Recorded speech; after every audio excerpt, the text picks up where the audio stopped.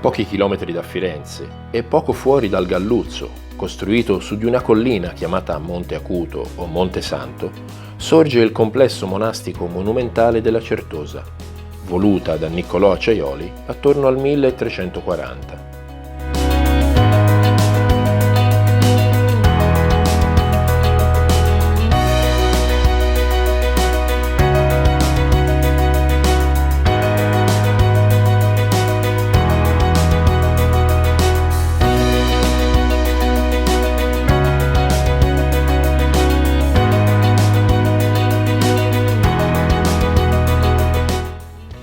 Il lungo scalone ci porta nel Palazzo Acciaioli, voluto dal fondatore come dimora per la sua vecchiaia, ed oggi trasformato in museo, dove si possono ammirare gli affreschi del Pontormo, risalenti al 1524, raffiguranti la passione e la resurrezione di Cristo.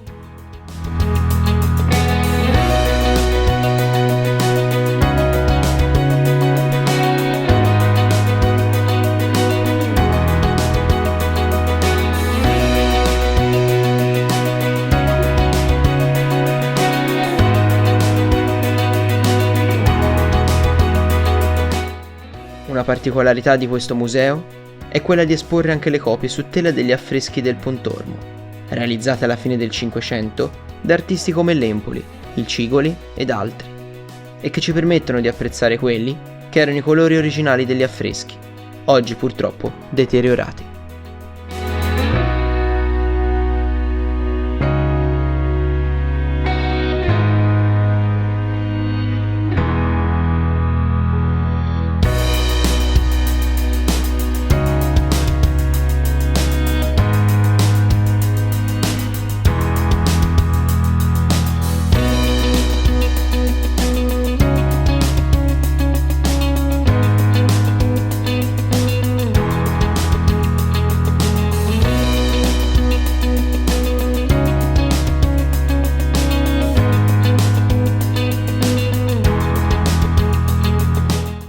Uscendo dalla Pinacoteca ci troviamo nel grande piazzale di metà Cinquecento, che misura quasi 70 metri per 22. Sullo sfondo sorge la foresteria nella quale soggiornarono anche alcuni papi a inizio Ottocento. La facciata della chiesa, realizzata tra il 1550 e il 1558, presenta le statue di San Lorenzo, a cui la chiesa è dedicata, e San Bruno, il fondatore dell'ordine certosino.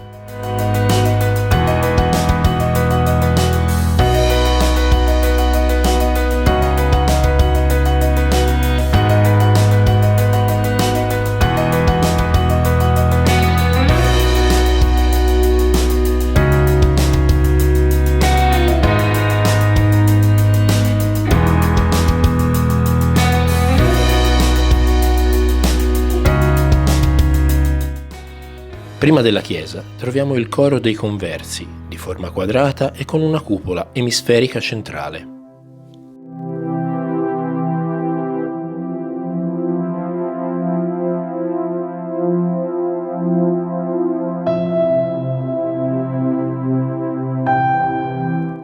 Gli affreschi delle volte all'ingresso sono di Orazio Fidani e risalgono al 1655.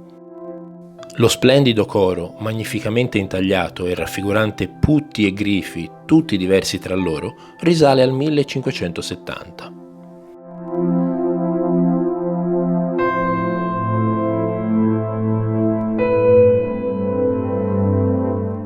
Le volte e la parete del presbiterio, invece, vennero affrescate dal Poccetti attorno al 1592 e raffigurano scene della vita di San Bruno e di santi e beati dell'ordine certosino.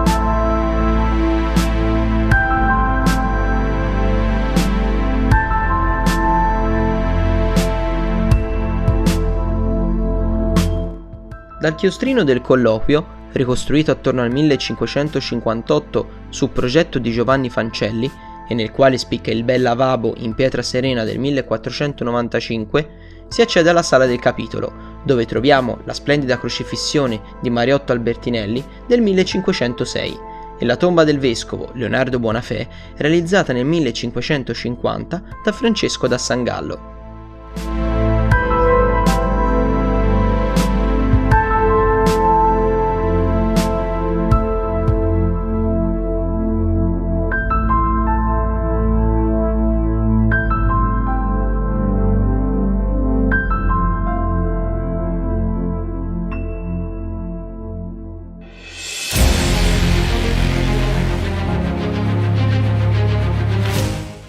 Nel chiostro dei monaci, o chiostro grande, sopra ognuna delle 66 colonne troviamo altrettanti busti in terracotta, realizzati da Giovanni della Robbia nel XVI secolo e che raffigurano gli apostoli, santi e personaggi biblici.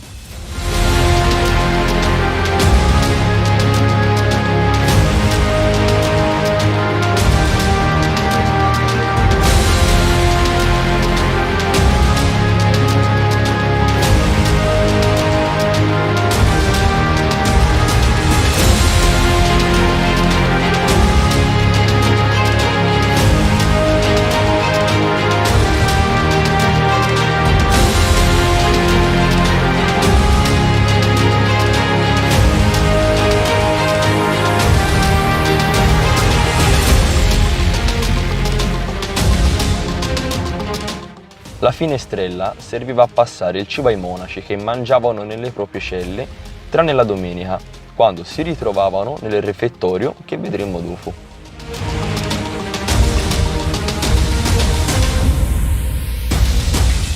Entrando in una delle 18 celle, notiamo come la vita dei monaci si svolgesse prevalentemente in questi spazi, ampi ma isolati, nei quali pregavano, studiavano, mangiavano e coltivavano l'orto.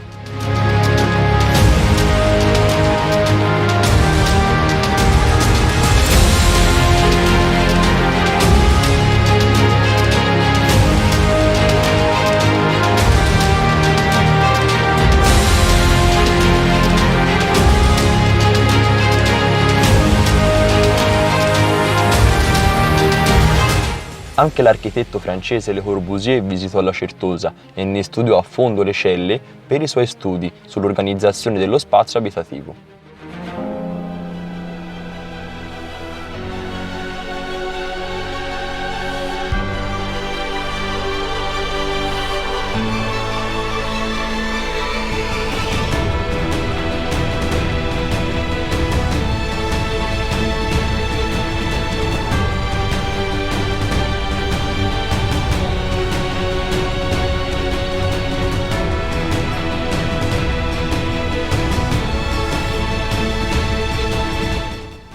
Oggi la Certosa è gestita dalla comunità di San Leolino, che oltre al negozio con vendita di prodotti artigianali come marmellate e liquori, prodotti nella distilleria del convento, rende accessibile questo luogo magico ai visitatori con visite guidate giornaliere.